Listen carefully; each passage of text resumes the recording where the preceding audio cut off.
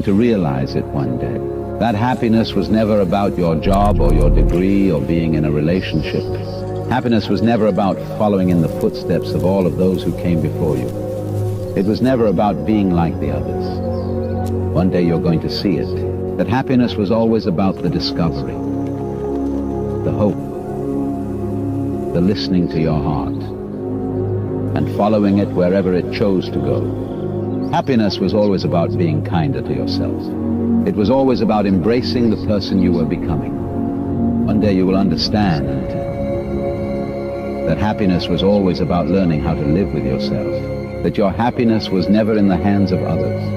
One day you will realize that true happiness comes from within, and no external factors can define it. It was always about you. It was always about you.